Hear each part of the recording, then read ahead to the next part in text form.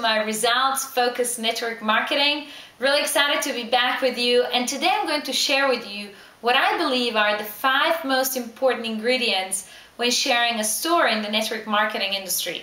I'm sure it's not a secret anymore, and I'm sure you've all heard the expression, facts tell, stories sell. And no matter whether you're building a network marketing business in Asia, Europe, North America, Australia, or anywhere else around the world, you probably have come to understand that it's much more powerful to use touching emotional stories that can truly produce transformational results for people on your team that you're coaching or working with. You can also use very powerful stories with prospects to inspire them to take action. So I really believe this skill of sharing a powerful story is one of the most important ones that you're about to learn. So I've developed an acronym, and rest assured, if you're not taking notes, the acronym is neatly written down beneath this video in my blog, and I've developed 5 important ingredients and put it down to the acronym of the word story. So let's get started with the letter S. S stands for significance. Before you even embark on sharing a story with someone, decide on the message, on the information that you're going to transmit by sharing a story. Start with the end in mind and truly think about what is it that you're here to do. Are you inspiring someone to take action? Are you sharing a story that will produce some transformation in someone's mind to be able to take action and produce more results? What is it that you're here to do with a story? So first of all, S stands for significance. Let's go to T.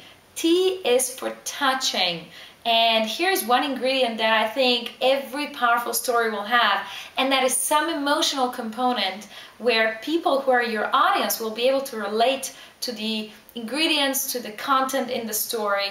And I believe that it's very important to sometimes share the not so pleasant, the not so positive ingredients of stories and give them some emotional content so that when people are listening to them, they can identify themselves as me too, as having the same emotions, experiences, and be able to take action upon recognizing that they too can do the same thing as you have done. Let's go to the next letter. O is for ordered. Every story that you tell must have a structure. I think at the beginning of every story, in fact, every piece of content that you're sharing with people, you first need to have an introduction in which you tell what you're going to tell. So for example, at the beginning of this blog video, I told you I'm going to share 5 important ingredients that every story must have. Then every story needs to have a middle piece where you're giving content, pieces of information. And I think between 3 to 5 pieces of information is great, depending how long of a time you're sharing the story with. And then of course, a conclusion with a climax and a message where you relate the story from real life experiences back into the business world and why this is relevant to what you're sharing. Let's get to the next letter. So we have S for significance, T for touching, O for ordered. We're at letter R, which stands for real. I really think in this 21st century world when everyone is so overwhelmed with tens of thousands of pieces of information each and every day, you gotta keep your stories real.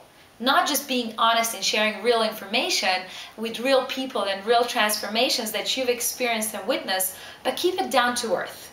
I think really we've come to a conclusion where hype is really not the way to go anymore, especially with the younger X and Y generations in network marketing. I think they really appreciate your realness, the stories which are down to earth that involve real people and real experiences. And finally, let's look at the letter Y. Y stands for your audience. Remember, anytime that you are speaking, that you're relating something, that you're giving some piece of information or advice, you have to take into account your audience. So Y stands for your audience. You really have to think about what your audience's major challenges and problems are and address those in the story, and of course relate that back to the significance that you're trying to relate in the story as well.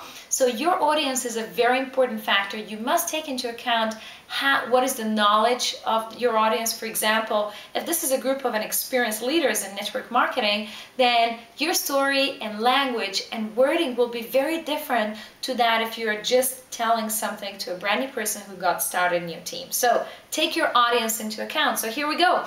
We've got the 5 ingredients: significance, touching, emotional components, ordered.